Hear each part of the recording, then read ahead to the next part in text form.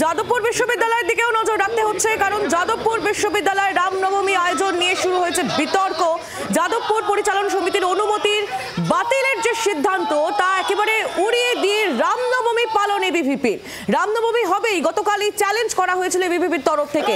ক্যাম্পাসে রামনবমীর অনুমতি বাতিল করে দেওয়া হয়। শুক্রবার বৈঠকে বসে যাদবপুরের পরিচালন সমিতি এবং ওই বৈঠকের পরই অনুমতি বাতিলের সিদ্ধান্ত নেওয়া হয়। যাদবপুর কর্তৃপক্ষকে চ্যালেঞ্জ করা হয়েছিল এবিভিপির তরফ থেকে। ইতিমধ্যেই ক্যাম্পাসে এবিভিপির সমর্থকরা তারা রামনবমীর পুজোর আয়োজন করেছে।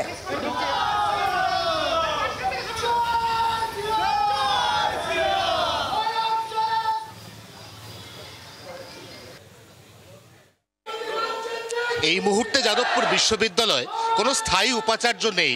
এই যুক্তিতে যে রামনবমীর অনুমোদন বাতিল করে দেওয়া হয়েছিল সেই রামনবমীর অনুষ্ঠানে যোগ দিলেন এই বিশ্ববিদ্যালয়েরই প্রাক্তন উপাচার্য বুদ্ধদেব সাউ।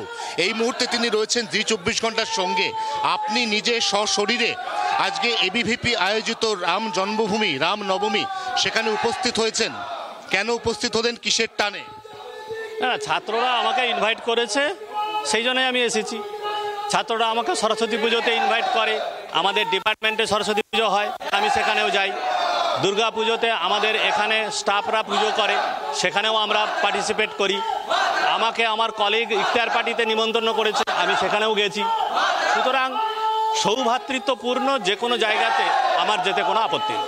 বিশ্ববিদ্যালয় চত্বরে ইফতারের অনুমোদন দেওয়া আর রামনবমী পালনের অনুমোদন না দেওয়া, এইটাকে ঘিরে একটা বিতর্ক তৈরি হচ্ছিল। তার মধ্যেই এরা সেই নিষেধাজ্ঞাকে কার্যত উড়িয়ে দিয়ে এখানে রামনবমী উদযাপন করছে। আপনার কি মনে হয়, যদি আপনি উপাচার্য এখনো থাকতেন তাহলে একটির অনুমোদন দিতেন, আরেকটি খারিজ করতেন, নাকি দুটোরই দিতেন? না, আমি এর আগেও আমি যখন ভাইস চ্যান্সেলর ছিলাম তখন অনুমতি দিয়েছিলাম অ্যাজ পার কনভেনশন।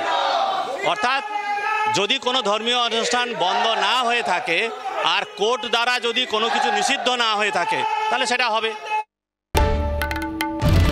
বাংলার আওয়াজ, বাঙালির আবেগ, জি 24 ঘন্টা।